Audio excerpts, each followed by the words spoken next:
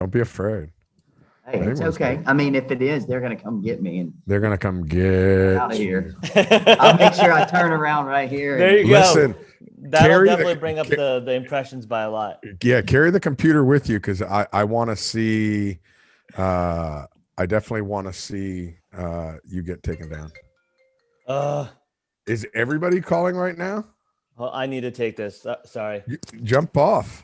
We'll bring you in whenever. Oh, that's not. It's never good, Hello? Justin. You're so much in trouble. uh, We need to mute him. Oh, good. Ask to unmute. Okay, we are live on Facebook, which I love to see. And all right, Justin, are you ready? We'll let him jump in anytime he decides to come back. I I'm wonder if ready. that's. I wonder if that's his parole officer. It probably is. It could be, man. You know what? They never expunged it from his record. And we are back. Here I am, Fly Navarro, with the No BS World Tour. Sorry, guys, I messed up that little step real quick. As of right now, we got Justin Williams on the line. Good morning, Justin. We also have Peter Chabanzai from the Bill Fish Foundation, who's taking a quick phone call that he has to. I really want to know how important this call really is. We will not find out until he gets back. Justin, how are you today? Doing well, man. How are you, Fly? You know what? I'm short, hairy, and Cuban, but I couldn't be any better. Well, I'm not. I'm not too hairy. I don't mind the glow right here. Listen, it looks like you got a good little thin layer of carnauba wax on that. Hey, you got to keep it polished. If we don't keep it polished, I mean, we've got problems. Amen, brother. Amen, brother. So before we go any farther, Justin, could you let everybody know who you're with, who you're associated with? You got a bunch of stuff going on, but I want to make sure you're introduced properly. So go ahead and let everybody know who you are, where you're from, and let's go from there. So, my name's Justin Williams. I am with the Pensacola Big Game Fishing Club and a board member from Pensacola, Florida, myself, born and raised. Worked with the Gulf Coast Yacht Group out at the Grand Marlin on Pensacola Beach, Florida. We've got the Steve Goyone mural here in the Grander Room behind us. But we're here today to really talk about the Pensacola Big Game Fishing Club and 50 years of a tradition and fishing the tradition and a lot of the good things we have going on this season. So the Pensacola Big Game or the Pensacola Fishing Club, that's the same one that Perry Palmer's involved with, correct? Oh, yeah, most definitely. Perry Palmer is one of the board members. Miles Colley, let's see here, I got a short list. Tom Hammond, Ken McElhaney, Rebecca Woolwine, which we're going to give a huge shout out to Rebecca right now. She keeps all of us guys in line and in check, and it's just been hammering the social media out there with a lot of different videos supporting all our tournaments, all our sponsors. I mean, she just does a wonderful job for our club and keeping the guys in line. Gary, hey Rebecca, she's awesome. She's awesome. Big shout out to Rebecca. Is Rebecca watching today? She's supposed to be. I know she's out and about in town. She was meeting with the Blue Angels today to do some video footage for the tournament and talk about fishing the tradition and a 50-year tradition here in Pensacola with the Pensacola International Billfish Tournament coming up. So I know she was zooming around town, and hopefully she is. I'll keep an eye out for her, and if she has something to say, I'll make sure we throw it in there. And if she decides she wants to jump in, I'll shoot her a link and she can join us. I did see well. that she was at Whoa, JM earlier this morning. Whoa! I haven't introduced you yet, bro. Oh man, everybody knows who I am. I got to introduce you, ladies and gentlemen, straight from his Zoom parole meeting. It's Peter Chabanza. So tell me something. Did your parole officer give you permission to go on the Zoom? She did she did give me a couple stipulations of not being able to say certain things during my time here, though. Do I know your parole officer? No, you don't. Okay. I didn't know. So yeah, just listen, the fact that you threw out you just narrowed 50% of the United States. Oh man.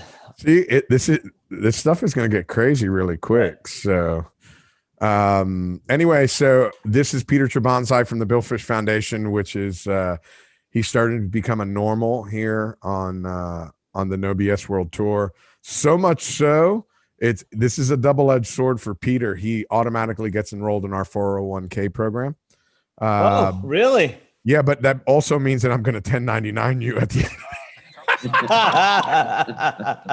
I welcome the 1099. It's okay. I was about to say. I'll take the 401k it's okay. I'll take that. Listen, whatever it takes. But Peter, again, happy to have you. Good to be here. And Corey, that's not my chair. That's just my squeaky ass voice. But anyway, Justin, I did see that she has been zooming around. I saw that she was at J&M early this morning. Yeah, I know she was going to J&M and then to visit the Blue Angels and stuff, and she's doing a wonderful job on the media campaign for all of our tournaments. She's great this season. She really is great. She's wonderful. So, Justin, tell us a little bit about the Pensacola Fishing Club, the history of it, not just the tournament, but the entire club. I'm a big proponent of fishing clubs. I know a lot of people, when they first start fishing, they ask me, what's the first thing I should do to get into fishing? And the first thing I always tell them is, why don't you join your local fishing club? Find some people that fish in your neighborhood, fish together, and you can lean on for information. Yeah, a lot of advice. But, to start it off, the Pensacola Big Game Fishing Club, it was March of 1970 that there was basically some founding members in an organizational committee of guys like Charlie Payton, Ralph Fuller, Paul Yandow, Ed Kelly, Harry Edward, Thomas Brown, Earl Owens, George Littlefield, Gerald Brown, John Saucer, John Kennedy, J.F. Phelps, Dutch Prager, Robert Pride Jr., and Carl Eubanks and Dr. Floyd Neff that kind of got together and formed the Pensacola Big Game Fishing Club. And I'm lucky enough to be here today and to be involved and kind of represent our group as a whole. And if it wasn't for those founding members, we wouldn't be having this conversation. But I do think, Fly, you're on to something. It is a great place to meet with like-minded fishermen, get out there and kind of, like, for example, we got Captain Miles Colley as one of our board guys, and he's had tremendous accomplishments in the Gulf of Mexico, along with several other well-known Pensacola captains like Scooter Porto. But it's great to meet with guys like that and pick their brain and say, hey, what are you guys doing out there? I see you catch a ton of fish. What is it that you're doing? What's your secret to success? So, wonderful, wonderful, wonderful club. And we really got to give a shout out to, families like the Sluter family and the Wibbs family and the Rushing family that have really, hey, don't forget the Conkle family either, man.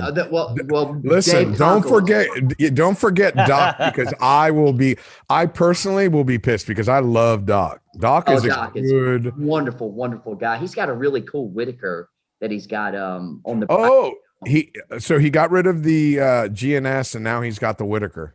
Yes, yeah, and it's like a 30-something foot. I don't know exactly what it is. Maybe somebody will comment below and shed some light on it. But it is a really, really cool boat. I was actually late last year and early this year down in Los Sueños, working on a deal, putting together a boat, bringing it back. Actually, it was Dana Foster and Miles Colley's old boat, the Born to Run, the GT63. 2015, and we're standing on the dock behind the fish tank, and I look over there and I keep looking.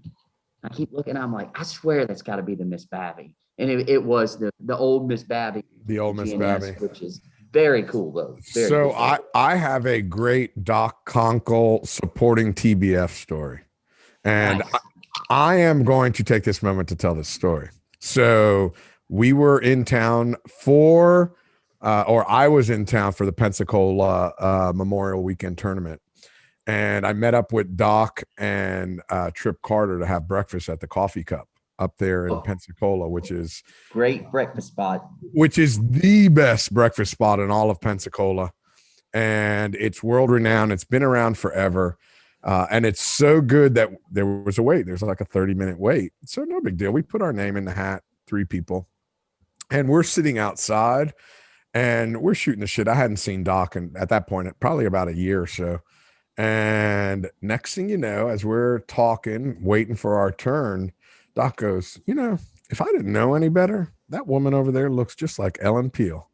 And we looked over and it was Ellen coming into breakfast by herself. So, and for those people that don't know, Ellen's from the Gulf Coast. And long story short, we had an impromptu TBF meeting. So I was able to write that shit off. That's a good thing. That's a good thing. No, but it was, you know what? It was one of those great things. Oh, wait a second. We have a complaint into our complaint box. I just saw that myself. Did you? So I'm gonna let I'll let you comment on it if you want. You got to make it fast because I'm not going to give you much time. Okay, so little JB jumps on and he sees Peter on here. He goes, geez, Peter Chabanzai again? Must be hard to find people to talk to. No, it's John, only people that can tolerate Fly. That's really it. John, let's give him the truth. Justin was afraid to jump on the podcast alone with me. So, Justin, we tried to get Justin. Because if anybody knows me, they know that I'll talk to this computer screen by myself, just like you do. Yeah, but here's the thing. We had a date available to talk last week, and Justin says, "Oh no, I don't want to talk alone with the computer. I don't want to." And it's so funny because it was in text, but somehow he offered an audio version of it, and that's what it sounded like.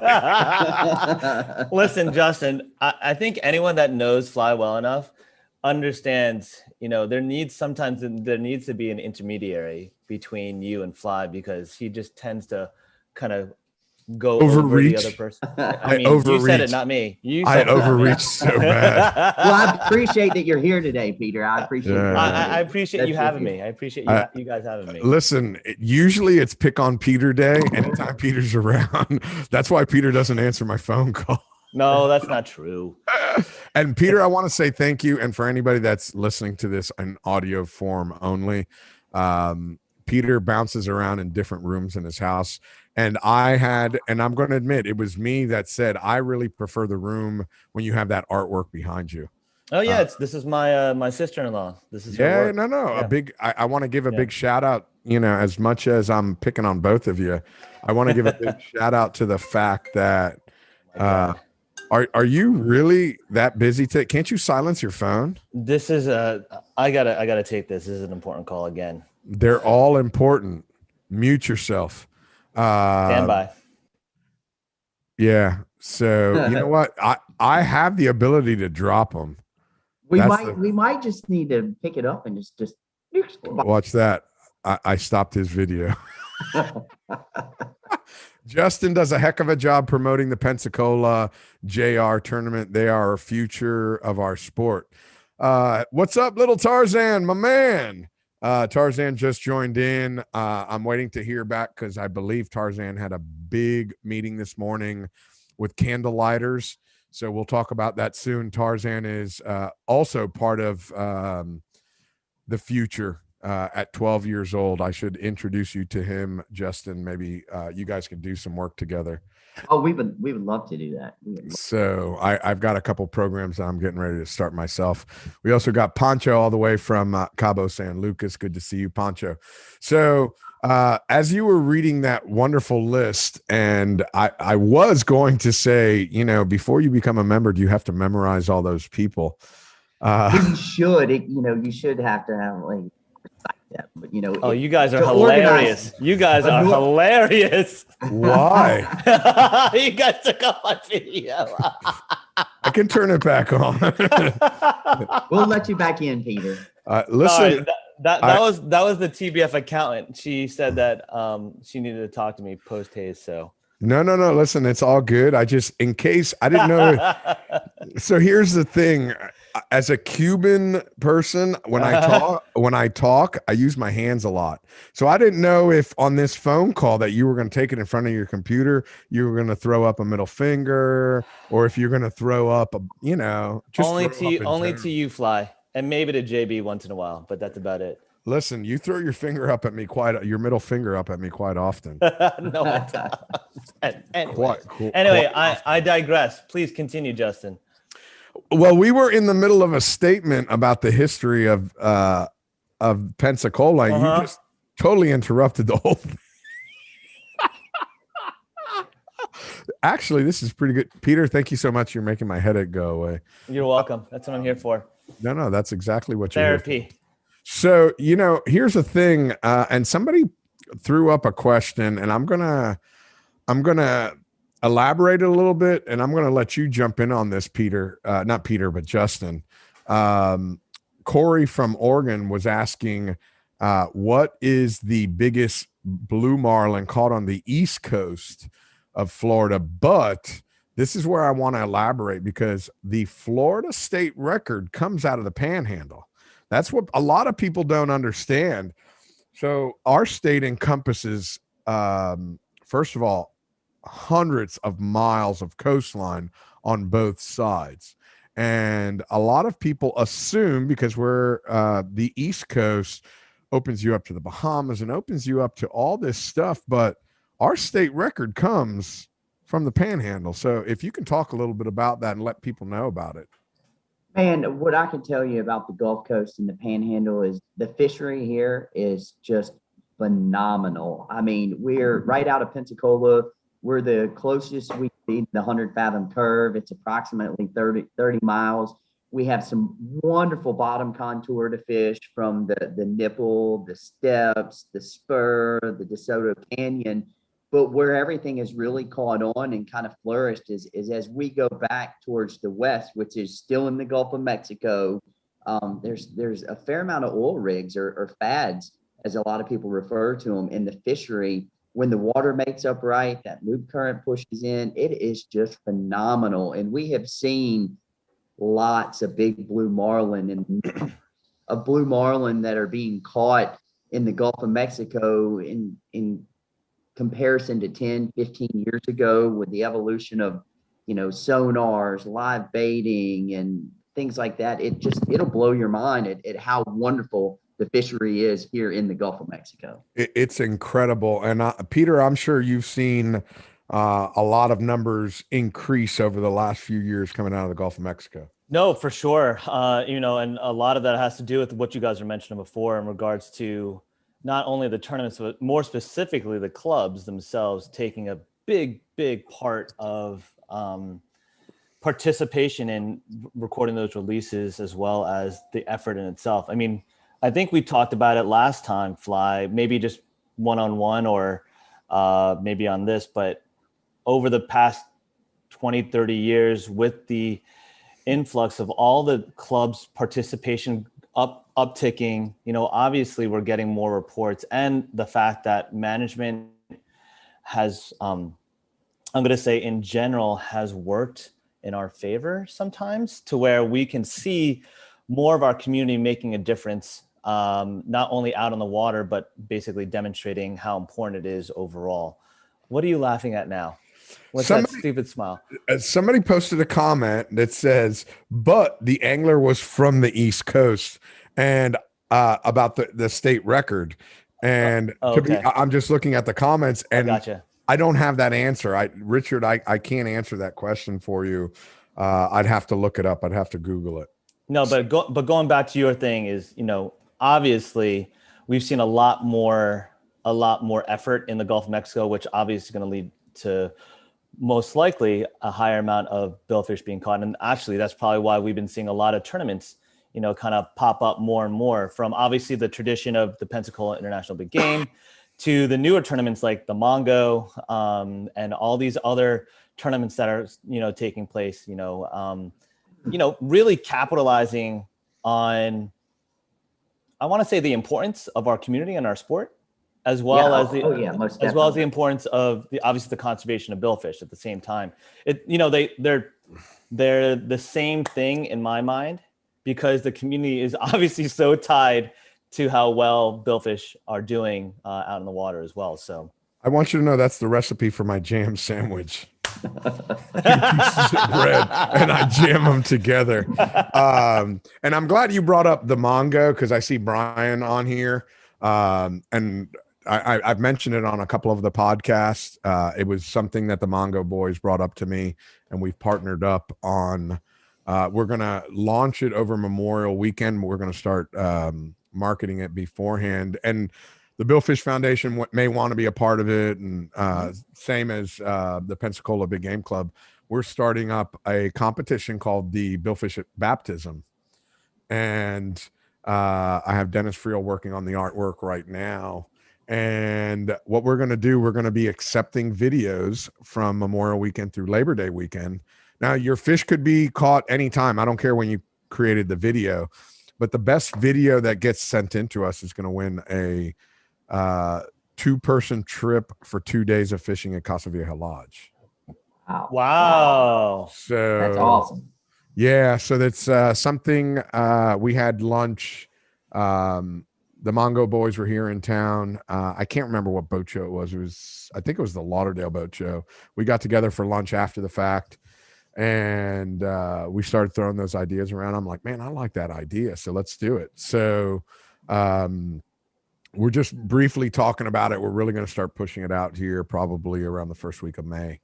So Brian happened to visit one of our club meetings, and it's a very unique format that the Mongo has come up with here in the Gulf. And JD Cox, Jeremy Cox, and Brian, those guys. I think it's it's a format that allows everybody to compete together. And in the one spot I think right now, for me personally, to watch is the Mahi competition. I mean, the Mahi is it's a $500 buy-in, and it's got a $44,000 pot. And I think some of those smaller boats that out of Pensacola or any of these other locations in the Gulf that can reach, the weed lines, the 100-fathom curve, the steps and the nipple and things like that, there's an opportunity for you there. I'm going to drop that little carrot right there. You might want to check into that, because that's going to be something to watch out for this year. It's the Mahi category in the Mongo. We are in the midst of putting together it's East Coast of Florida right now for this year. We're doing an East Coast Florida Mahi tournament, $250, Saturday and Sunday, go fishing. And literally fishing is almost 48 hours of fish. There's no lines out. There's no lines in.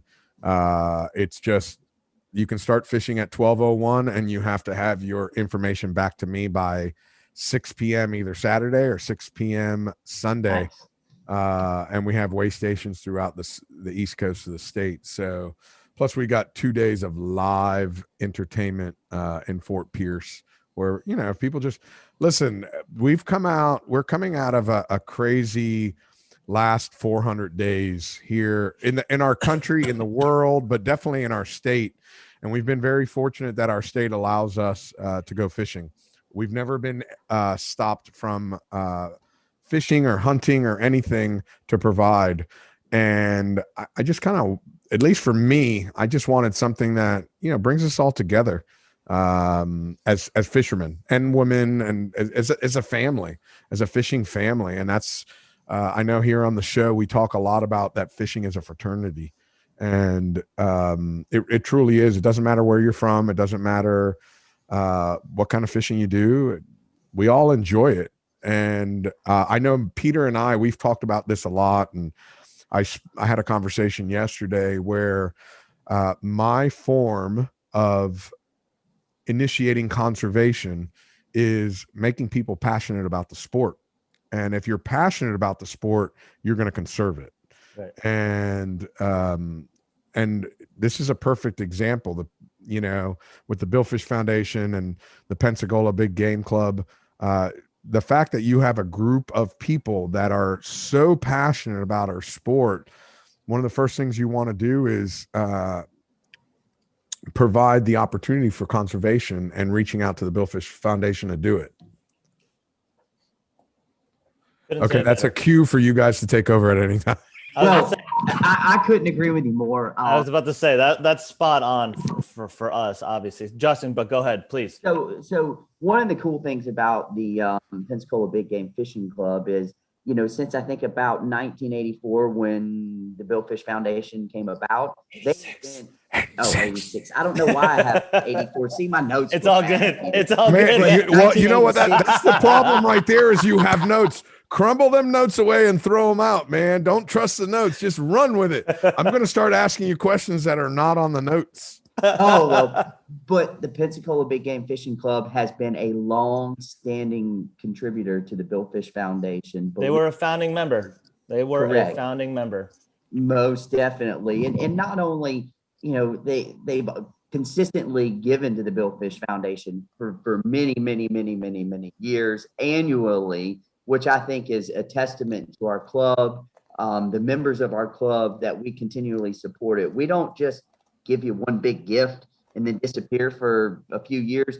We've been very consistent, and I think there's something to be said about that consistency for our club. No, I mean, for sure. Just to kind of jump off that too, Justin, not to continually, make this a love fest, but I think the fact of the matter is, when we deal with clubs like Pensacola, and what we talked with Johnny last time, they're consistent, and we do everything that we can to help support those clubs, those tournaments. But the bigger thing is just for people to understand that we are there to help them as well. They understand the Pensacola Big Game, Johnny from OBBC, they understand why we were founded. Heck, they helped found us, right? So clearly there's some clear understanding of what we try to do to make sure that everything that you just talked about before we started talking here, Fly, we hit the nail on the head. The exact reason of why TBF was formed, and this is what we talked about in your article in Marlin as well, Fly, was the reason we were established was because anglers and people in the community wanted to learn more about billfish, but no one was doing any work on it. And that's why we were established, to make sure that this fishery was not only, explored, but also being understood, identified, and promoted properly. So we were given the time of day when it came to management decisions. So, obviously kudos to the club for being a founding member. And then obviously, Fly, that was a great, softball entry into this conversation too. Well, again, it's a conversation that I have on a continuous basis. Correct. With all the different people that I come across. And now, mind you, my heart is with the Billfish Foundation because that's where my career has taken me. But now with my business is more than just billfish. My business is fishing in general and outdoors. And one thing that I see, whether, it's Billfish Foundation or CCA or RFA, it all starts with a passion for the sport.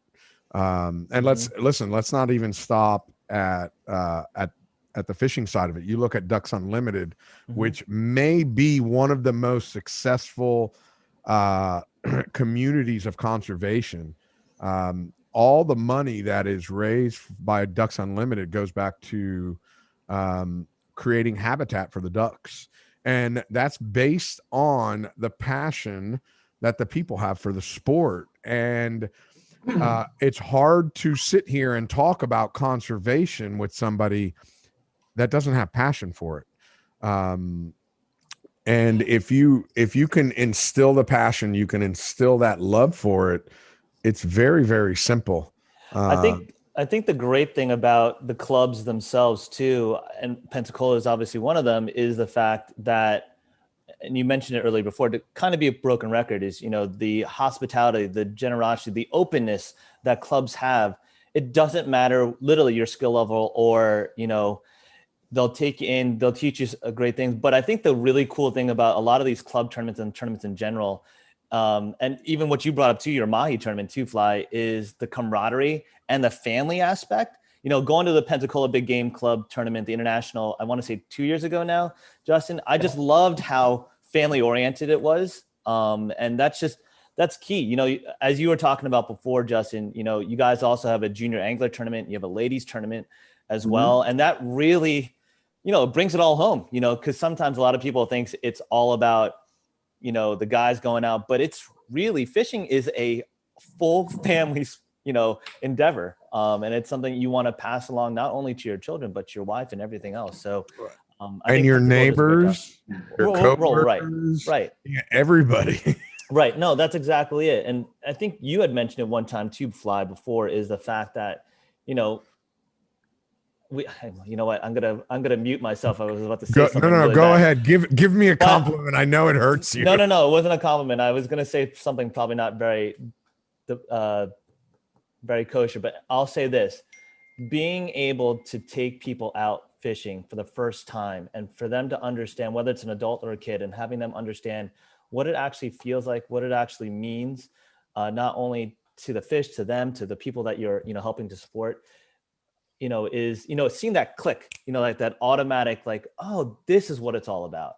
Seeing that is what I think all of us are obviously in agreement with, right? And like I said, I love seeing it when it comes to an adult just as much as in a kid, because we have adults that are supposedly making decisions on behalf of our community or whatever, and some of those people, I will say, might never have gotten on a boat before or cast a rod before.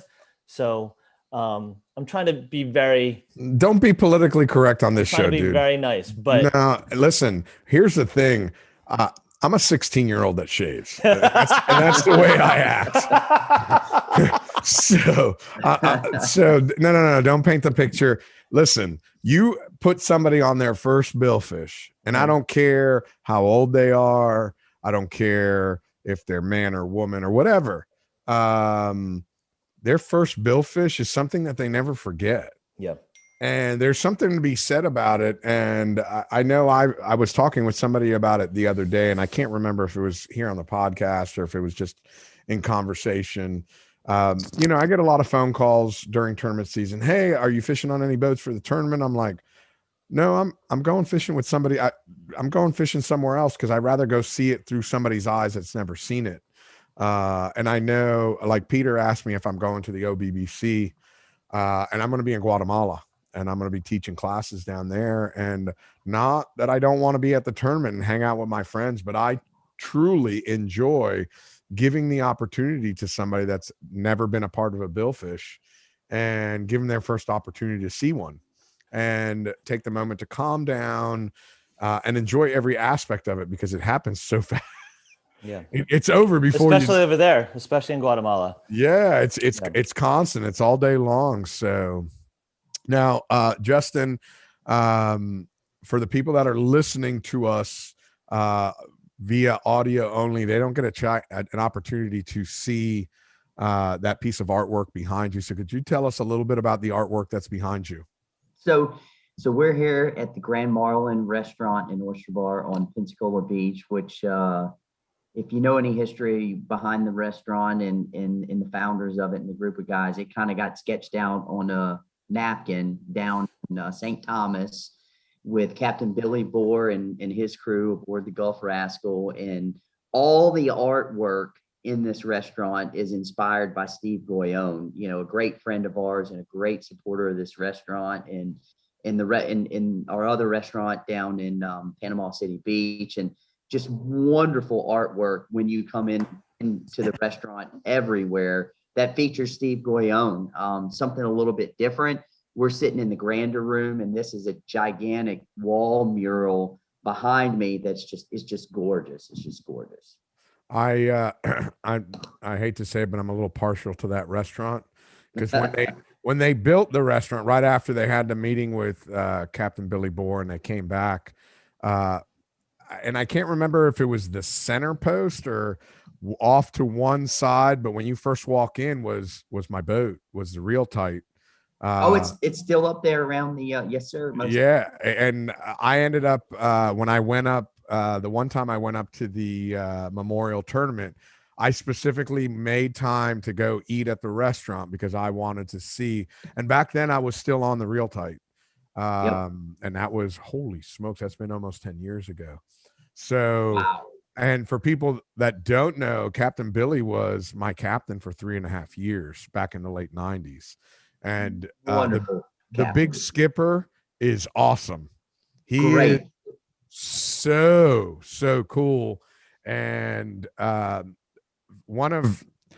made a lot of good friends over the years because of fishing, but me and Billy, we had this great bond that had absolutely nothing to do with fishing. I'm a Yankee fan and he's a Red Sox fan.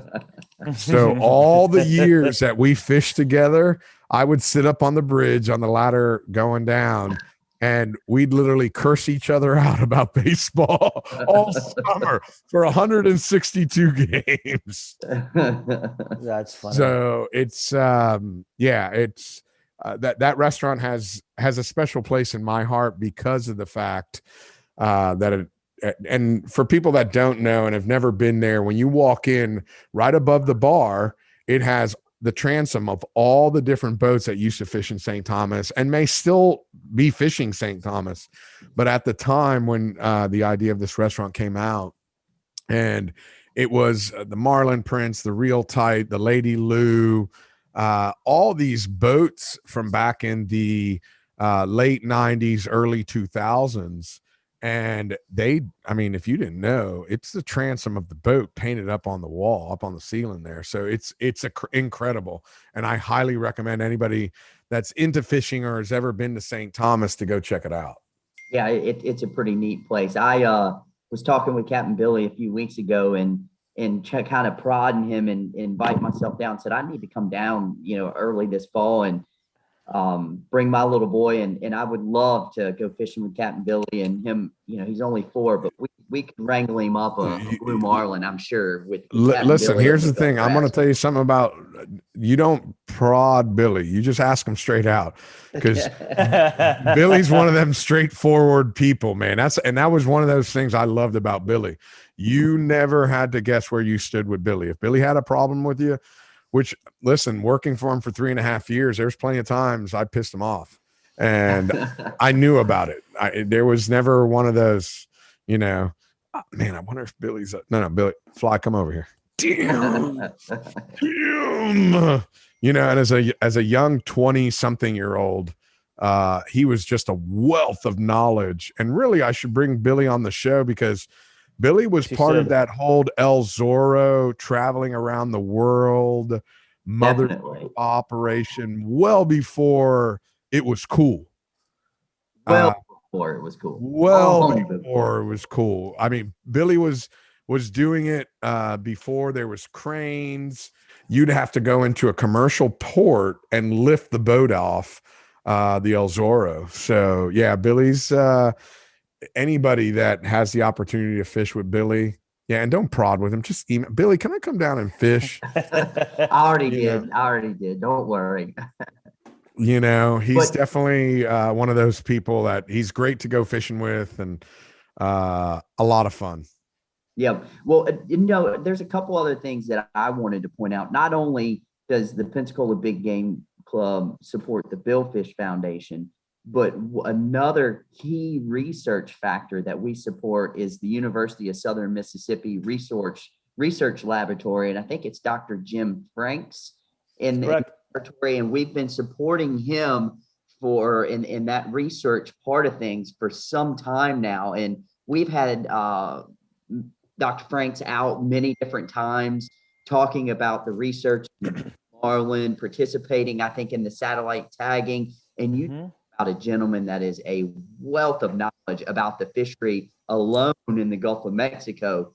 Wow. I wanted to mention that and make sure we talked about that, because I think that's very key and important, is the research that those guys are doing that supports everything else that we're all doing in the fishing community. Justin, before we roll on, how many other things do you have on that list that we need to don't you worry. How many things? Look, oh my God.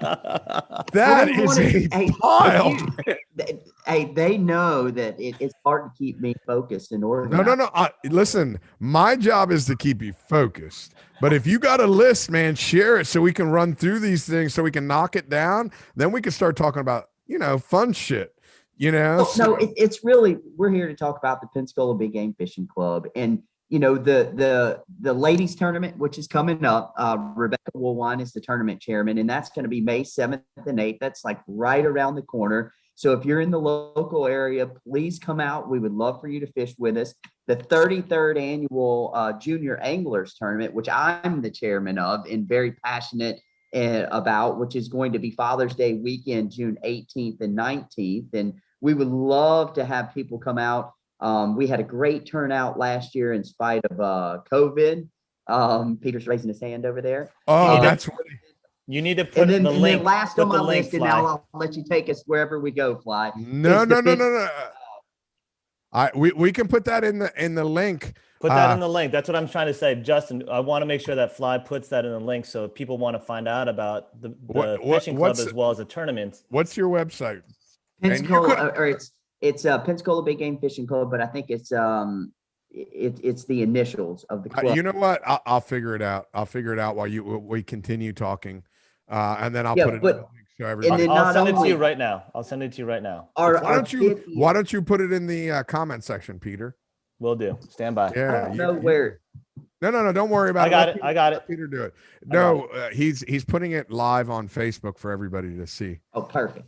Yeah, because we've got people watching from Hawaii, from Mozambique. We got people from all over the world watching. I thought Sierra Leone too here. Do we? To be honest with you, I have some of the audio controls in front, so I can't really see. There it is. Thank you, Peter. I appreciate it very much. Oh, Brian just put it up too. Okay, nice. Cool. Yeah, so, I didn't have my Facebook in the comments up. I'm focused here. No, that's good. And Peter's really good about giving everybody the information. And to be honest with you, this is all great information, but I want to make sure we get across all the points that you want to about the club. But at the same time, I want to make sure people... Sometimes we'll get off on tangents, whether it be us fishing or me making fun of you. I was about to say it's all due to you, Fly. But yes, no, I'm the worst. I'll admit. But listen, here's the point. And Peter knows that because we've been on here. He's been on here more times than not. Is that this is very free flowing, and if we get on a good tangent about you and your kid going fishing with Captain Billy Bohr, I don't want to stop you. I want you to tell that story because listen, here's the thing that people don't understand about fishing, and people may, because a lot of these people here are listening to, but I don't know where people are grabbing this from. There's a very distinct, and I say it 100 times, I say it 1,000 times. It's in my book. I've been quoted on it. There's a big difference between fishing and catching. And catching is what we're talking about here with Dr. Franks and Billfish Foundation. But really that builds off of fishing, and fishing is the time that you spend with your friends and family talking about this sport. And it's about being on the boat in between the bites and cracking up and cutting up. And I don't want you to miss an opportunity to tell something about your club while we're fishing stories. We're telling fishing stories, and your fishing story could be about the first time you took your son fishing or your first blue marlin. But I don't want that to take away from what we're talking about in the club. So it's a very fine line. So I want to make sure we cover everything you got on that very lengthy 12-page list you have there. Hold on. I just saw in the comments. I saw two things. Brian wanted to make sure that Justin, you talked about the community partner, the great community partner you are with Pensacola in regards to your backpack project. What's that all about? Yeah, well, the Backpack Project is a local charity that the Pensacola Big Game Fishing Club supports, to where we're the largest donor in Escambia County, to where these kids that are in the school system that are trying to bridge the gap, and they don't have, low income families, and they don't have the food they need to bridge the gap from Friday to Monday to really keep them focused in school and to keep the learning process. So we've been supporting that charity now for some time, and we are the largest donor to that charity here in Escambia County. That's amazing. This group of individuals, I don't know their names, but they took this on, and we've kind of nurtured that charity, trying to help make sure that these kids have the nourishment they need. So when they show back up on school on Monday morning, that they're focused, they're ready. And we're so proud to be part of that organization and them like we do, because I think it's a very valuable thing that we do to allow these kids that, they come from, underprivileged type families. And the biggest thing I can preach is, if you work on that education, and the harder and the smarter and the longer you study, you're no bounds to that. You can definitely break out of that and do way more than you can imagine. And we're just trying to inspire some of those kids to stay focused, be educated, because there will be some of them, and if not a lot of them, that come out and make a difference in our local economy, and or if not around the world. Yeah, it's a great project. I didn't realize that you guys were doing that. That's absolutely fantastic. Food insecurity is a big problem. So that's yes. Fantastic. I didn't realize that club was doing that. That's absolutely fantastic. No, that's great to hear. What other projects do you guys have going on besides that one? Yeah. Let's segue into that. Well, I mean, those are the Billfish Foundation, the Backpack Project, and the research laboratory are our top three biggest projects that we participate in annually. So that's kind of really the meat of the potatoes for us as a club. And not only that, but we're segueing into the 50th International. Our club's been around in town for 50 years, and we're super excited about that.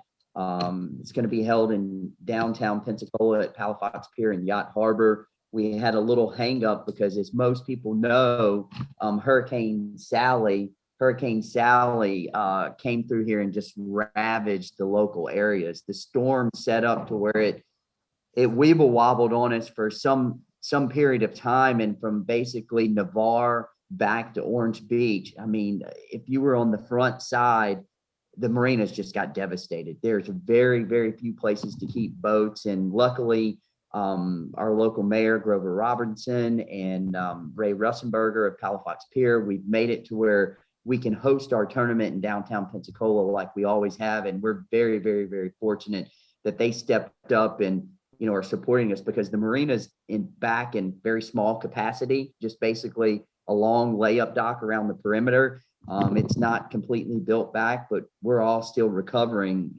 along the Gulf Coast from Hurricane Sally. You guys got quite and the entire Gulf Coast, not just Pensacola, but between Pensacola and Louisiana, you guys had like 6 storms hit last year, correct? Yeah. Oh, yeah. Well, we had quite a few storms. Justin, if somebody's going to attack you, feel free to run. No, see, but take the computer with you. Yeah, they're just right there, but now they disappeared. I see. I was waiting for somebody to come across the table or something. Well, you keep seeing me. But not only Hurricane Sally did us, but Hurricane Michael, which was a year or two back, I mean, just devastated the Panama City area. So literally from the big Florida all the way back to Louisiana. And then not even then, if you look back even to several more years, Hurricane Harvey in the Texas area, we've had a rough go at it here the past handful of years with hurricanes. And we've had some good ones, and they've really, they've beat the area down and torn the marinas apart. And I think this Hurricane Sally this past year caught tremendous amount of people off guard. It was supposed to go, almost 200 miles west of us. And then next thing you know, it weeble wobbled and it ended up sitting down on top of us for a long period of time. And it just set up to where it just crammed all that water into all these local bays. And, really the east wind, it's when it shifted and it started coming out of the south that it just, everything that it crammed the water into, it just started taking apart, picking up. That's what people don't understand about, and, you talk about them a lot, or the Weather Channel talks about it a lot, the storm surge that does most of the damage. But they don't realize that the Gulf of Mexico, because of the way you guys are designed, the Gulf is like a giant bay. And when a big storm comes in there and starts pushing water up in there, there's nowhere for it to go. So it just keeps getting piled up and piled up. And I know, I believe all of us here, we've all been to Biloxi.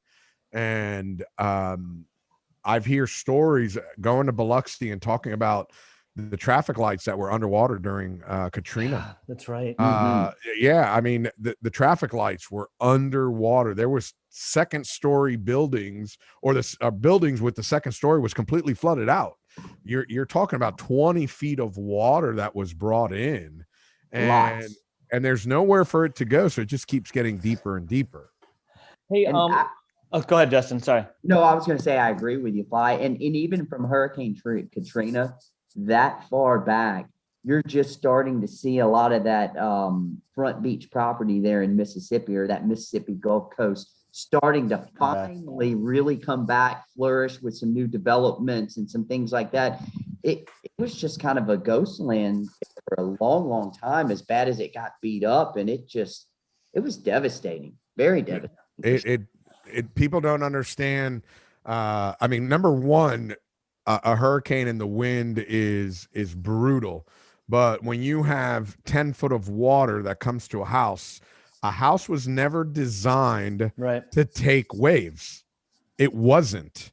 And next thing you know, you have a house that, even if it's only 3 foot of water, but there's a 3 foot wave on top of it beating on your window. That's something that people don't understand. And I don't know if it's something that's ever discussed, why the storm surge is so bad and so dangerous. It is the low-lying areas along this coast, from the Big Bend all the way back out to Texas. I would just tell you, if your federal emergency management is telling you to get out, you need to leave. It's not the wind and the rain that's going to kill you. It's going to be the water that rises, and you can't go anywhere. And that people talk about it, the news talks about it, but it's never, nobody ever takes the time to describe why. Well, nobody ever takes the time to describe why and how it happens. Yeah, well, it just, obviously, as most people know, the east quadrant of that storm, and when it sets up in the perfect scenario like Hurricane Sally did, and it just takes that water, and when you go through high tides and it's just pushing it up, all of a sudden it just, you get so much water in here, and then the wind direction changes. It just starts picking apart piece by piece by piece by piece. And next thing you know, you come back after the storm and you're like, wow, where did all that go? And it's amazing that some of these structures along the beach and Gulf Coast that are bigger buildings, condos, and hotels, they make it through these storms, because they'll have, like you said, the first few, stories that are just had water wash through the whole complex and wash the hotel rooms out, homes. It's amazing. And that's where you end up getting boats that are 2 or 3 miles inland, where people like, wow, was the wind that strong? Well, it was the water that floated that boat, and it just kept floating with the wind. And when the water receded, that's where the boat's there at. it sits. I mean, it's funny, even down here in South Florida, we, just as much as obviously Pensacola does, we always get hit with these high winds. I just remember I think it was Wilma, which was like 15 years ago or something like that. It was like a Cat 3 or 4 that hit Miami. And I just remember we would see boats that, that would be like probably, I don't know, close to like, not a quarter mile, but pretty far inland from where the water was. And we're like, how the heck did this thing get here? But that's exactly what it does. It's that water. Yeah. Well, speaking of Hurricane Wilma, back in my early days, I think that had to be 2005. That's right. 2005. I think it was 2005. I was doing a lot of deliveries for Albemarle boats, and we had a boat up at Pipe Welders that made it through the storm. I've never seen a Fort Lauderdale boat show to where I put the boat in the show. I mean, they cleaned off, a few blocks either side of the show and said, hey, we're having a show. It was a rather interesting experience to be there right after Hurricane Wilma. And still, it was right at that time of the Fort Lauderdale boat show. We were coming back from St. Thomas, and we got holed up in Nassau along with everybody else, trying to get home. And I remember talking to my sister, and they lost power, and the eye was going right over West Palm. And I'm like, listen, I'm looking at the forecast. I promise you, you're going to have the most beautiful sunset tonight. He's like, I'm not going to be living. And I'm like, no, trust me, you're going to be fine. It's horrible. But it got picked up by a cold front. And literally, because the fact that it sat on Cozumel and Isla Mujeres for like 3 days, and then that cold front picked it up and it just started escalating. By the time it came across the state of Florida, it was moving at like 20 miles an hour. And it was off of Canada by the next day. That's how fast it was moving. But it did a lot of damage. Yeah, it did a lot of damage. But we talk about old salts like Captain Billy in the St. Thomas area. Those guys just packed the boat up and we out to sea to ride the storm out down there. What else do? No, that's the safest thing. We always left. I remember me and Billy rode out Hurricane Debbie in Mendel Bay because of the fact that the storm was so fast. Our boat to be able to, we were only a 40-foot game fisherman back then. And if we loaded everything up, we can only do 8 knots. And the storm was doing like 16. And we're like, ooh, there's nothing we can do. So we rode it out. But most of the time, yeah, that's what we did. We just go out to sea. I forget. I want to. Oh man, I can't even remember the name of the storm. If it was Evan or Ivan, we rode one out where we went to Ponce, Puerto Rico, and we were on the real tight, and we didn't leave until I want to say it was like 10:30 at night. It might have even been 11. Once the 11 o'clock report came out, it's like, yeah, it's going to be close. And we took off, and the storm actually went over, oh my gosh, Anegada as a Cat 3, which Anegada is part of the British Virgin Islands, right. And it was only 30 miles away from us. So we, once that forecast came out, it's like, okay, we got to beat feet. And my first ever boat delivery as a captain was Hurricane George's. I was, how old was I? I think I was 23 years old. My captain wasn't there at the time. And the owner looked at me and said, hey, we got to get this boat out of here. Can you do it? And, like any other 22 or 23-year-old, you're invincible. I got this. I'm invincible. Of course I can do it. I'm going. So we packed her up. It was like the Beverly Hillbillies. Packed her up, and we moved the family. We went right to Venezuela. There was 3 boats. I followed the blank check, Captain Terry Stanzel and Captain Lee Alonso on the Budman, and off we went. And I was invincible. Now looking back, I was just as crazy as I am now. I'd probably do the same thing. Yeah, let's do it. But yeah, but you're right. Down in St. Thomas, there's no, you got to run. No cover. There's no cover. There's nowhere to go. And we have a mobile home. So, and for most people, they don't realize the insurance, they require you to run. So the safest place is it sounds weird. The safest place is going out to sea. Now you can go to Aruba, you go to Venezuela, but really, if you just get out of that wind swath, you go out just far enough where there's no wind, and then you ride the downsea swell back home, and or you continue on depending on how bad the storm is. You continue, but that's not something you can do when you're in the Gulf of Mexico. No. Definitely. You guys either get pulled out of the water, or you run up one of the rivers, and you guys tie up to the mangroves. Hey, I got a quick question about I got a quick answer. Not for you. It's actually for Justin. Are you guys incorporating the new fads too as part of the club, the tournaments? Well, we do a lot of inter-club things that Gotcha.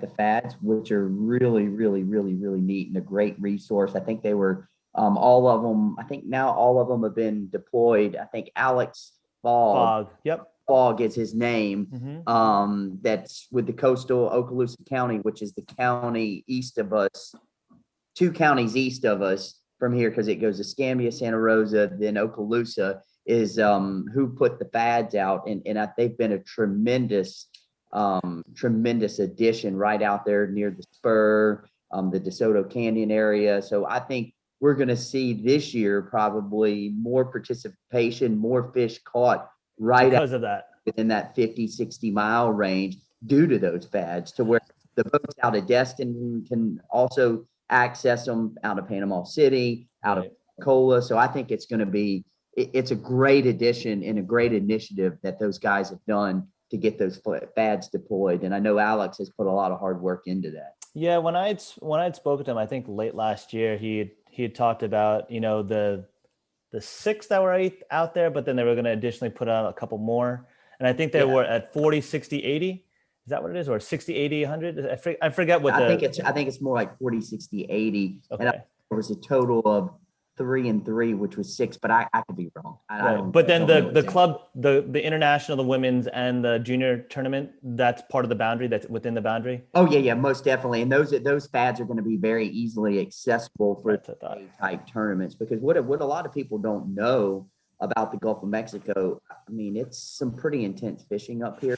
Most of these tournaments along the Gulf Coast, we leave out at lunch on a Thursday, and we don't come back until Saturday night, right at dusk, basically. Yeah. Usually you've got to check in around 7 o'clock, 6:30, 7 o'clock, by a check-in spot. Excuse me.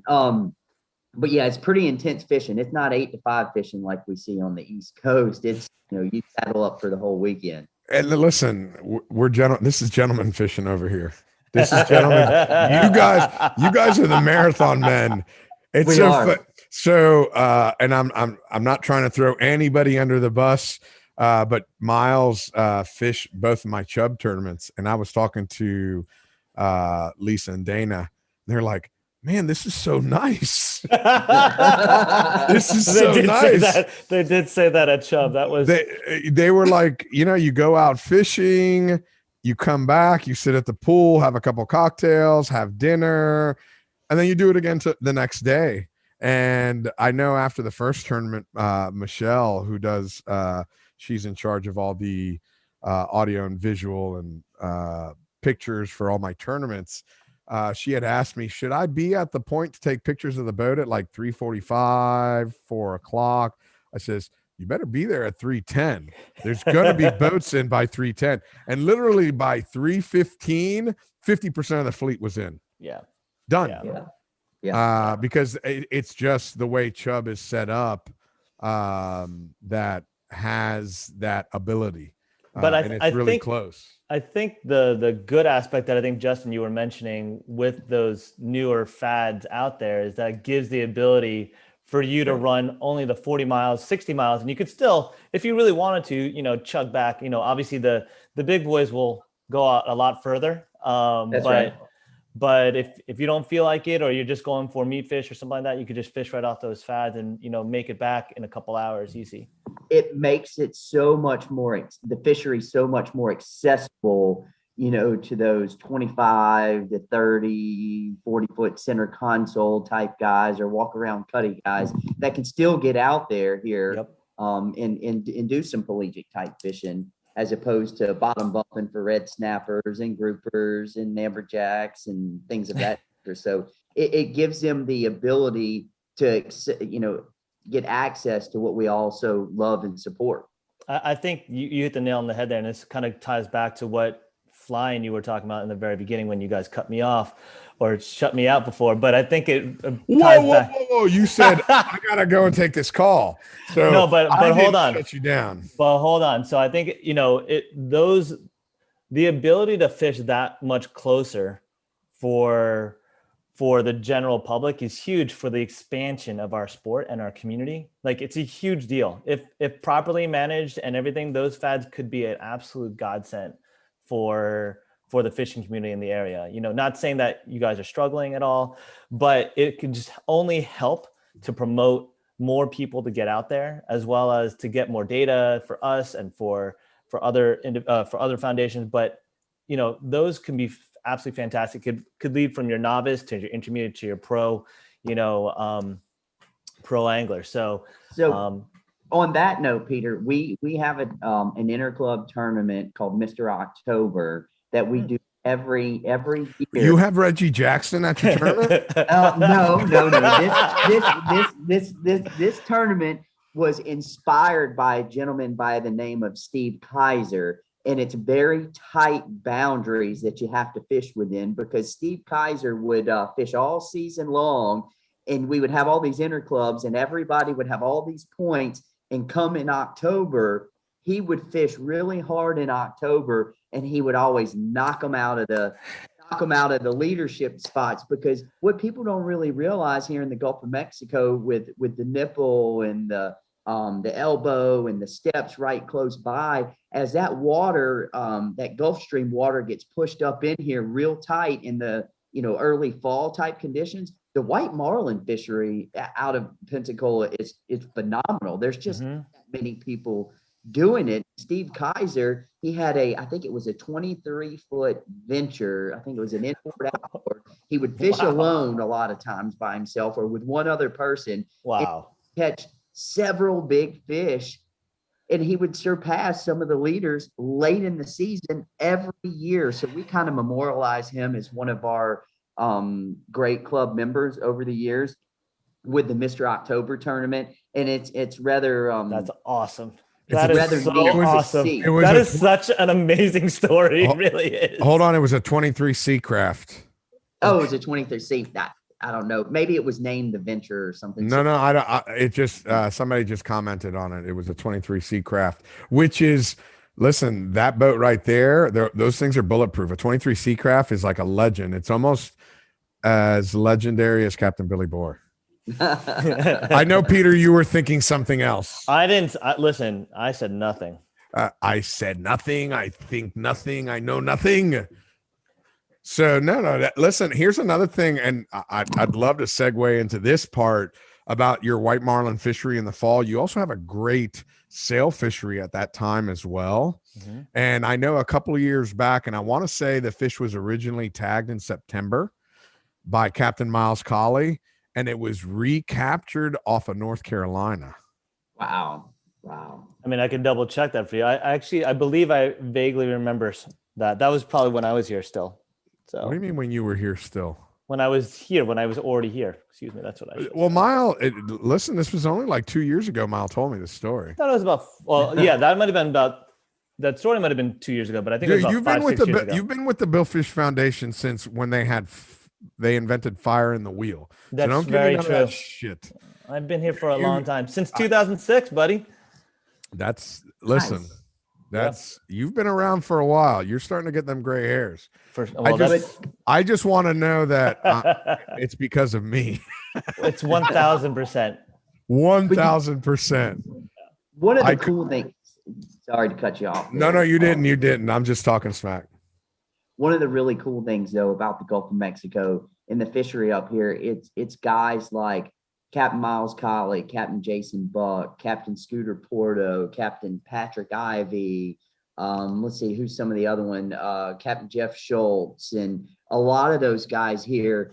I mean, people don't realize at the caliber of captains and fishermen that fish these competitive tournaments up here, and those are just a handful of the well-known guys that do exceptionally well every year and take advantage of the fishery we have and have pioneered the live baiting around the oil rigs and the fads. And, I know Captain Miles one year, I think he tagged, it was 50 blue marlin. Mm-hmm. It was close to that, I think, yeah. In the Gulf of Mexico. And back when 10, 15 years ago, before the live baiting had come about, we were lucky if we saw, one or two blue marlin releases a tournament. And now I think Miles did in the Mississippi Gulf Coast Billfish Classic last year. He released 10. I think he released 10. Yeah. And I'm there was boats with 7 that didn't even place. Exactly. And I know you're thinking that you catch 4, 5, or 6. Man, I'm in the hunt, and then you roll in there and somebody's got 10. I mean, unheard of. They made a good deal of money on that too, I believe. as well. Well, You know, we don't talk about the money. we just never, talk about the sport ever bring here. up the money. But here's the thing, you know, you mentioned Scooter Porter, and he doesn't get as much notoriety as he should because he's very, very quiet. Scooter is an unbelievable fisherman. Oh, He just And won an award for us too this year as well. Did he? well, Yeah. and he set the Alabama. Didn't he set the Alabama state record? Yeah, he set the Alabama state record July 5th, a day late. Oh, A day I remember late. it. A day Yeah. late. Between the World Cup and the Golf Cup the day before, Jason Buck takes it with a 667. Scooter comes in, just slides in quietly the very next day with an 851.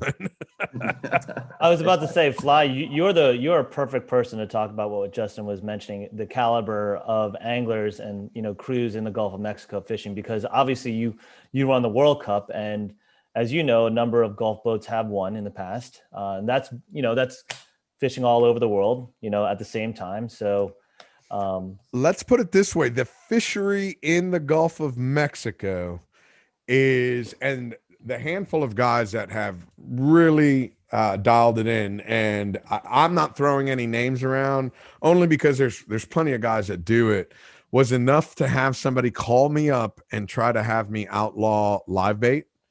And I said, hey, listen, I mean, I'm not, and they specifically brought up live baiting in the Gulf of Mexico. And I said, I have other people that live bait across the world. It's not just the Gulf of Mexico. And I'm a firm believer. And I had this discussion a few years ago. I was fishing the Virginia Beach tournament and on the Delta Dawn, and I had a young mate right next to us. We were all chamoying, and he's like, hey, Fly, what's your theory on using live bait to catch white marlin? Because the numbers that get racked up in Virginia and North Carolina a lot of times are when people are live bait fishing. And my personal stance, and I've live baited for billfish, I've dead baited for billfish, I've lure fished, and my personal stance is I am a fisherman. My job as a fisherman is to catch as many fish as possible in a day. That's my job. And to catch as many big fish as possible in a day. So if that means that I have to live bait, I'm going to live bait. And if that means that I need to dead bait, then I'm going to dead bait. But that's just my personal stance. And I know some people, man, they dig their feet in the sand about this topic. And I'm happy to have any of them on the podcast to talk about it. I have no problem with that. But my personal opinion, and this is strictly my opinion, is I'm a fisherman. And being a fisherman is my job is to catch fish. And I'm going to do whatever it takes to catch fish. And if there's rules in a tournament that says I can't live bait, then I'm not going to live bait. And if there's tournaments in a tournament, or if there's rules in a tournament that say I can't dead bait, then I won't. But if you cut me loose to go catch fish, I'm going to do whatever it takes. I'm going to use whatever bait I'm allowed to use and to go do it. And with the World Cup, and I don't want to speak out of turn, but I want people to go to use what they feel is the best, as long as it's legal, by IGFA standards and National Marine Fisheries, or whatever rules and regulations where they're fishing. I want them to use the best way of fishing to catch those fish. And to be on a competitive playing field, you know, everywhere you fish, it's something different. So if you're fishing in the Bahamas, it could be one thing. If you're fishing in the Gulf of Mexico, and what a lot of people don't realize, this live bait fishery, and Peter, you can jump on me on this one if you want, but this live bait fishery has morphed into what it is because of National Marine Fisheries.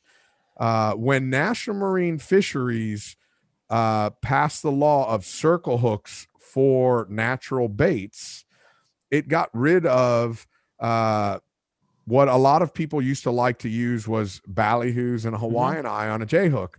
So a lot of the captains, a lot of the names that you mentioned had a history of fishing in in Panama and Costa Rica for black marlin. They're like, hey, let's use those Switch it techniques, up. these Mhm. live bait techniques that we used in Panama and Costa Rica to catch black marlin. Let's use them here around these oil rigs and see how we do. And that is when we started seeing this live bait fishery expand and boom. Yep. And I think some of those names we mentioned that don't get credit, they really pioneered it up here. I mean, they put in the time, they fished really hard and put in the effort and figured it out. I mean, it's something that wasn't done very prevalently up here 10, 15 years ago. It just wasn't that popular. Go ahead, Peter. I see you have something you want to add to this.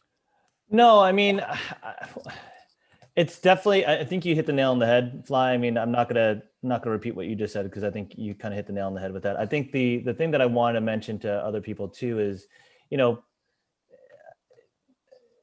go with what the rules allow you to, right? And there are certain tournaments that allow both, and there's certain, I think there are also certain tournaments that differentiate, right? Like if you do dead bait, you can only do dead bait. If you do live bait, you can only do live bait. And I apologize, Justin, I don't know what the international allows. Is it both? The international allows for dead bait, live bait, right? That's what I thought. A little bit of it all. I mean, it's like what you guys both said. I mean, I can't agree more. You got to go with what the tournament says, and I don't know the individual you were talking about, or the individuals or the crews you were talking about, Fly. But obviously, it has definitely been something that we have discussed with a number of individuals, crews, tournament directors as well, in terms of what our thoughts are.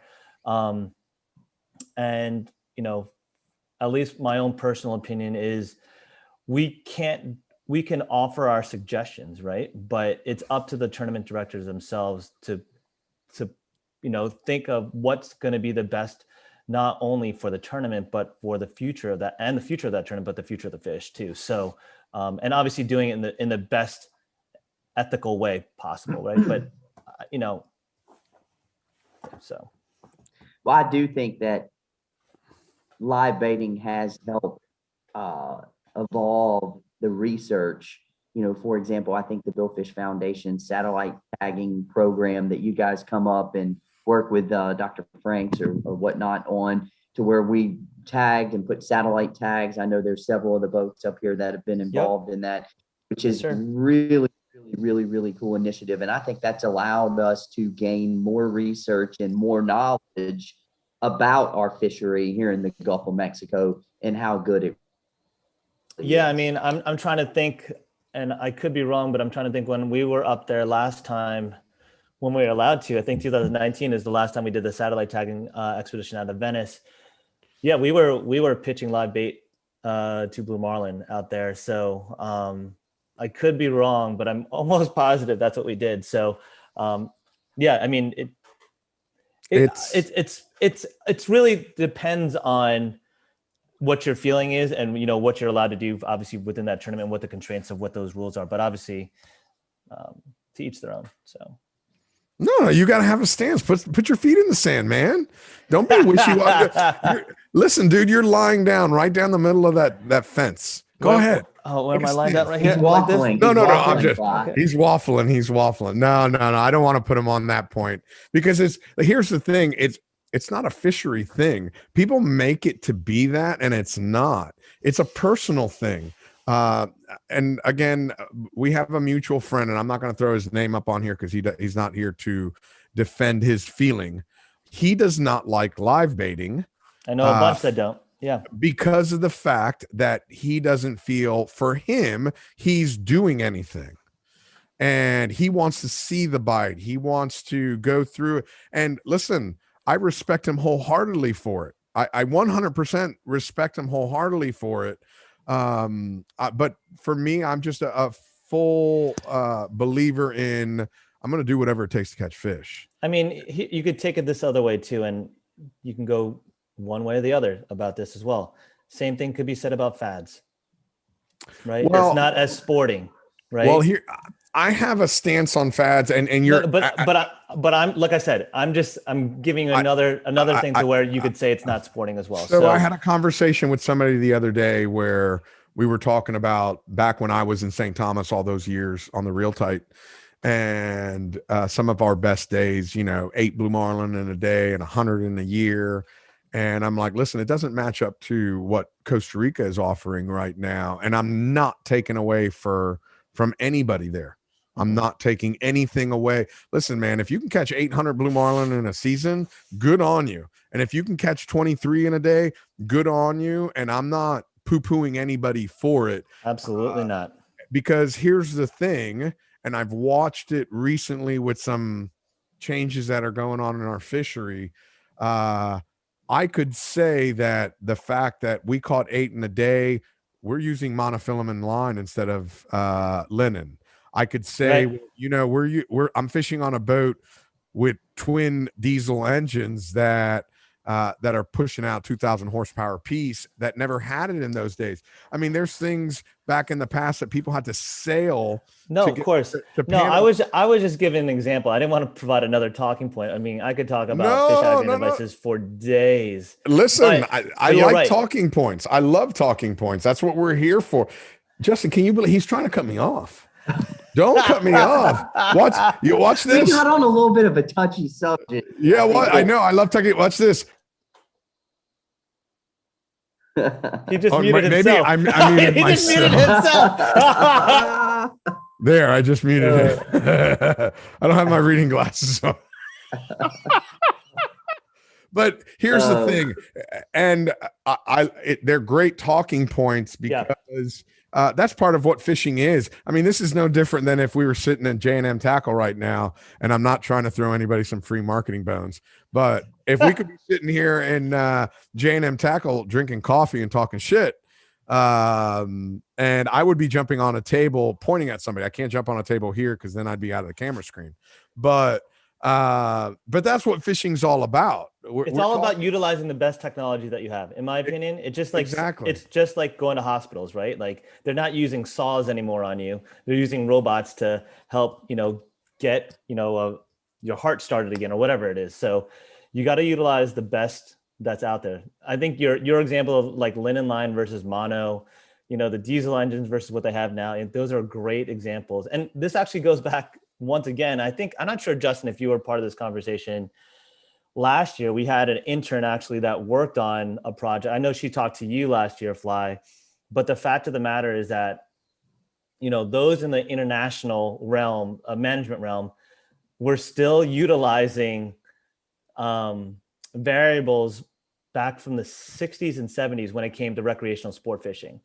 They didn't take into account the technology upgrades, the sonar, the chart plotters, the internet, all these like things that you should definitely take into account now when you go out recreational fishing and when you're catching fish.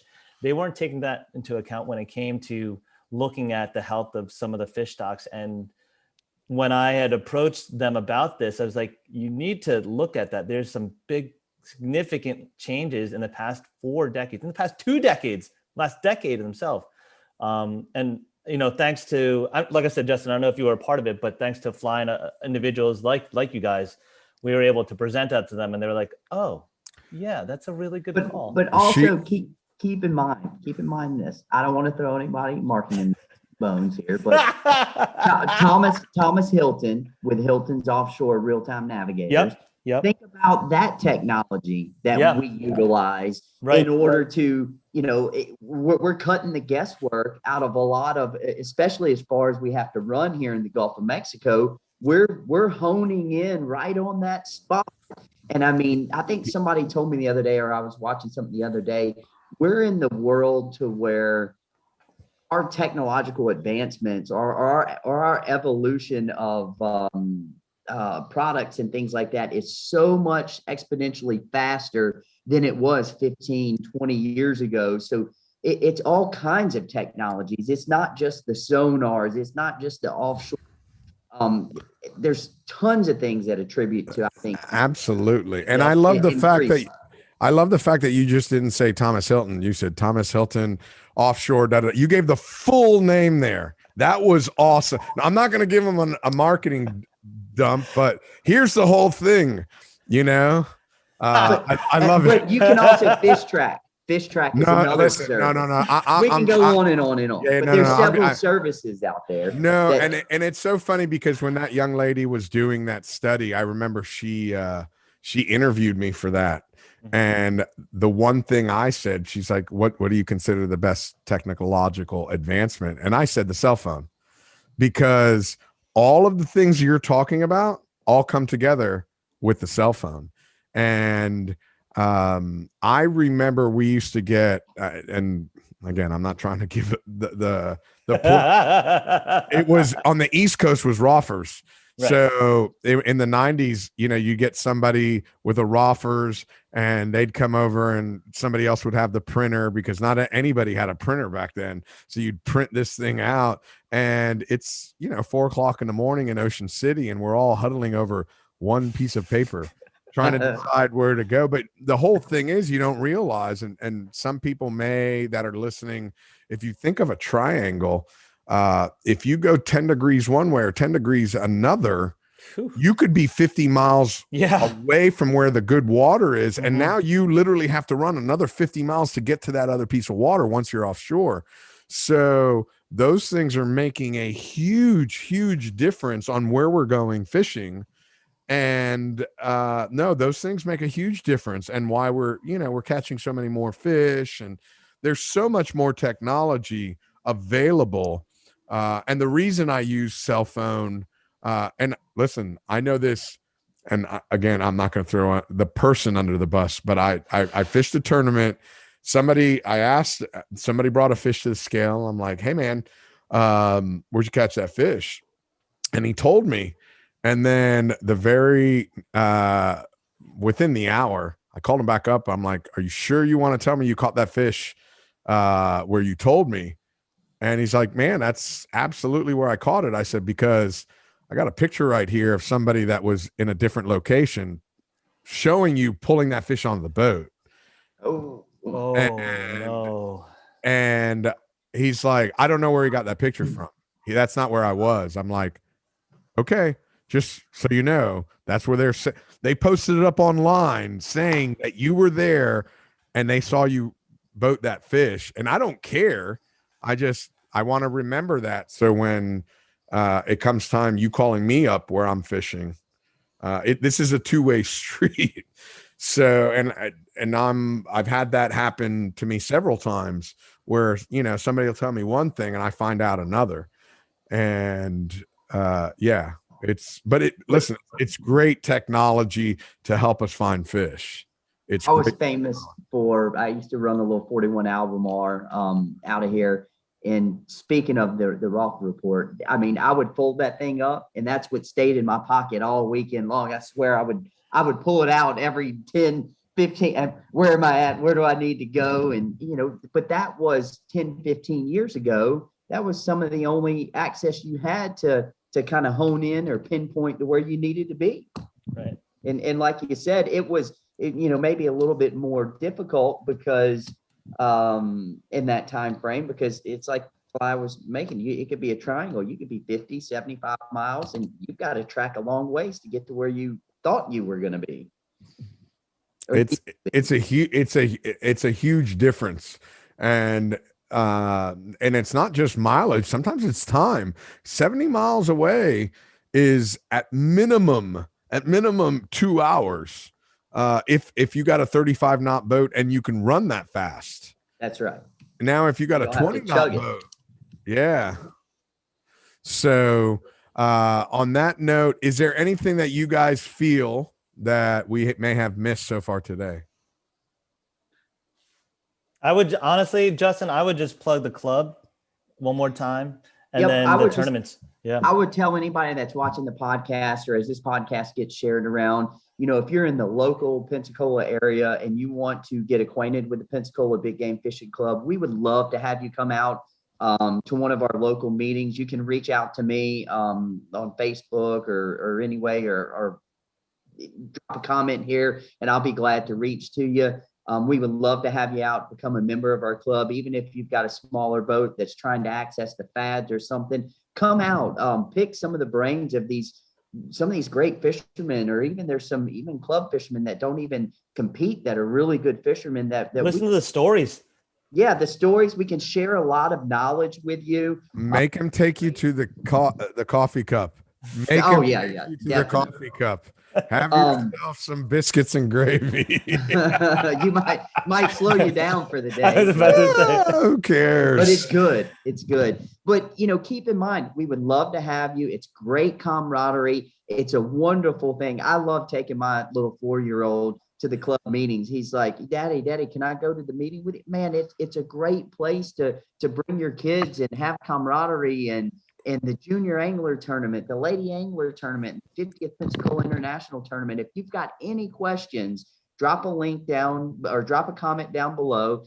I'll reach out to you and provide you any information you need. And we would love to have you out. And we would love for you to become a member of the Pensacola Big Game Fishing Club. Who doesn't want to hang out with a bunch of cool fishermen? No wonder your kid wants to hang out at the club. Yeah, well, it's not because of me. But... Yeah, sure. No, it's not because of you. So no. On that note, you guys hang tight really quick. Everybody, Peter, thank you for your time today. Justin, thank you so much for your time today. Thank you for your knowledge, Justin, Peter. And I love you too, buddy. I love you so much. Everybody that's listening, I really appreciate you guys joining me today. And remember, you can listen to this podcast on any of your favorite podcast listening stations, whether it be Spotify, iHeart, iTunes, Crazy. Alexa Play. Now I'm on Waypoint TV. Wherever you listen to your podcast, we have it available. And if you have any questions or you want to be a part of the show, reach out. Let us know. Well, all we do is talk about fishing and me making fun of whoever's on the show with me. So anyway, guys, and everybody that's watching, thank you so much. And we will check you guys later. Peace out, y'all.